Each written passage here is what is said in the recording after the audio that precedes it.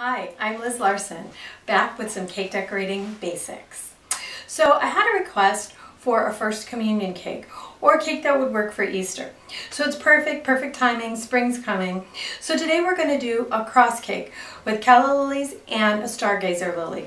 Let's get started. We're going to start with the design, the spray on the top of the cross. And I just want to show that sometimes I actually sketch them out, so I know where my placement is and how many flowers ahead of time. I encourage you to do that. It's a great way to lay out your design before you get started. So I've got a bag here just full of some green, just cut to a number 4 tip.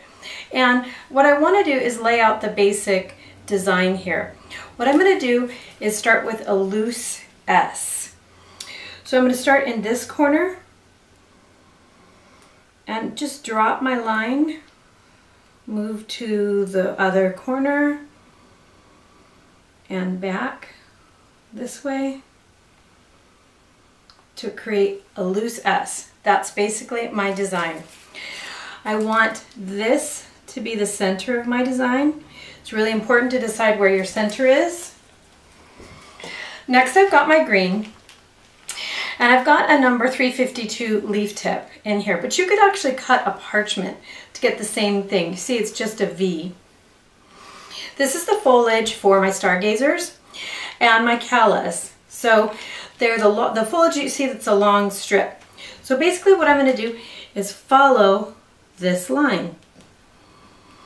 I've got my bag stripped, so I've got some variegation of color. And I'm going to pull away from myself here to get that one. Make sure you get a nice tip on there. So there's my base. I want to pull out from there.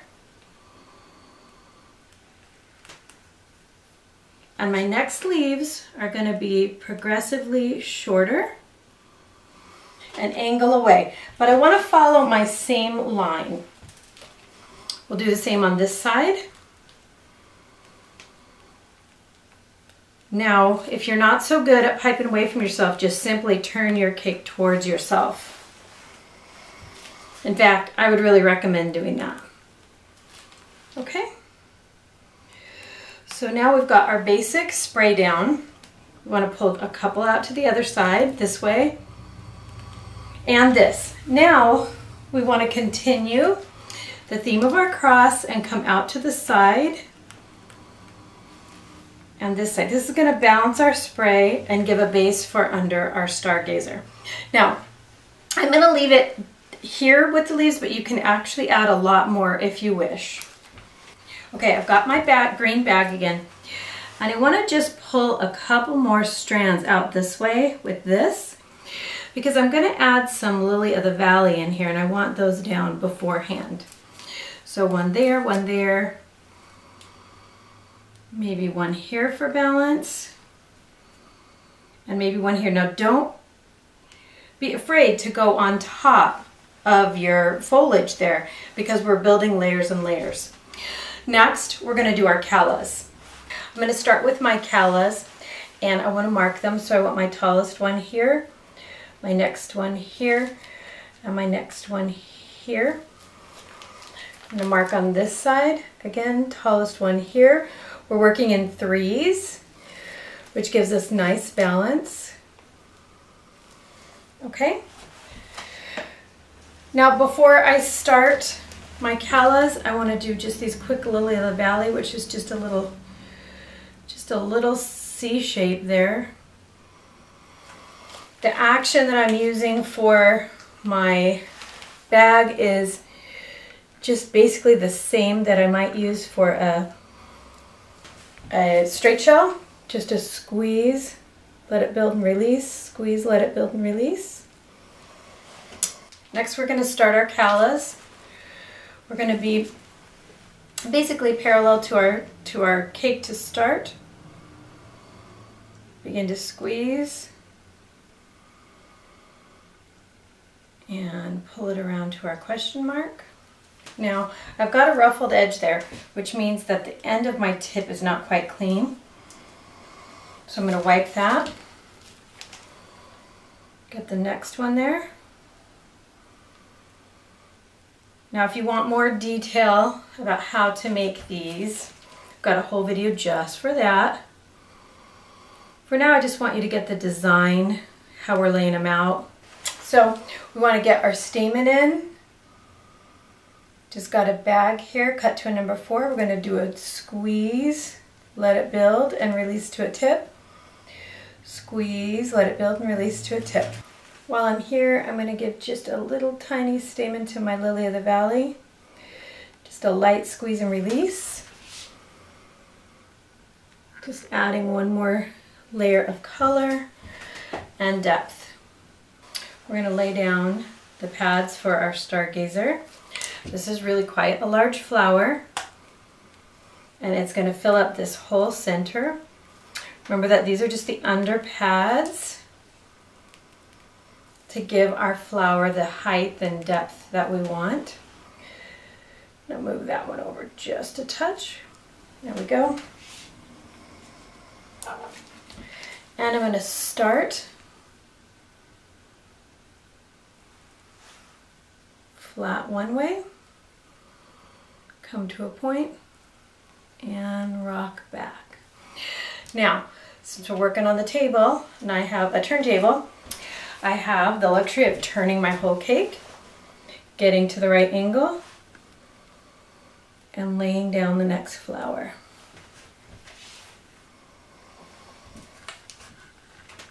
Actually, the next petal. And I'm starting to get the nice striping that I want, which is good. And there we go. There are 3 base petals. We'll move in and do the next 3. And again, if you want more on this flower, we'll have a full tutorial. Making sure we get a nice point in the beginning and the end.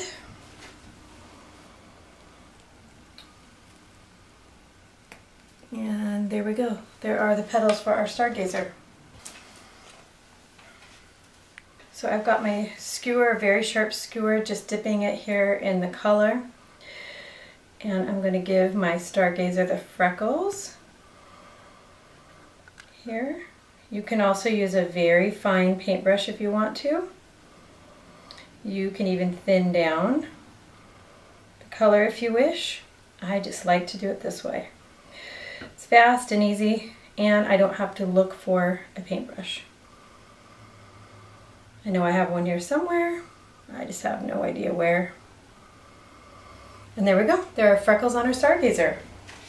So next, I want to pull the stamen with my yellow. It's just squeeze, build, and release. You can get them nice and tall.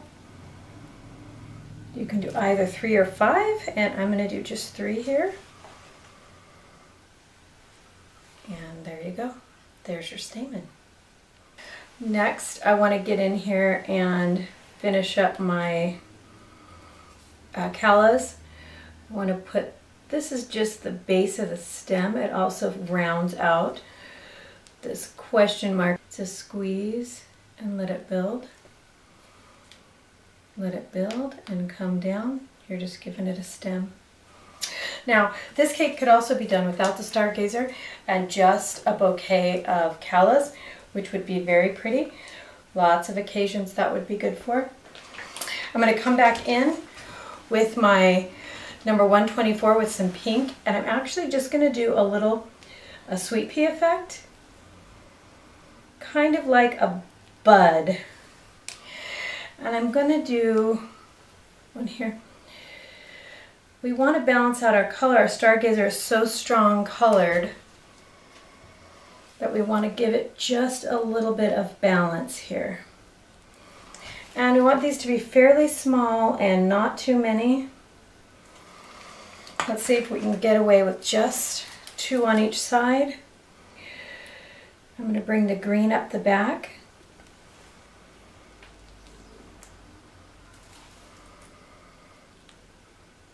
And as you do your cake, you want to watch for balance. Watch to make sure that there are not too many things or too few.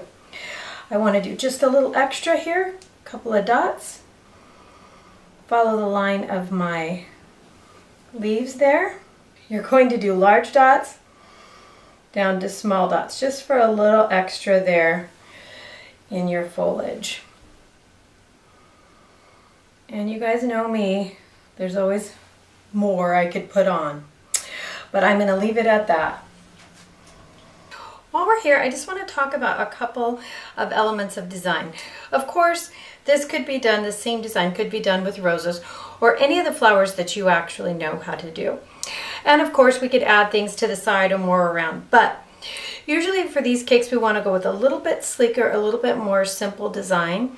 A little less is more generally on a cross cake. Also, I want you to notice that this isn't exactly centered. It's off to the side, and that's perfect for a couple reasons. One, it's more interesting to the eye. Two, you also can leave this space here for writing congratulations if it's a first communion, or happy Easter, or whatever you wish.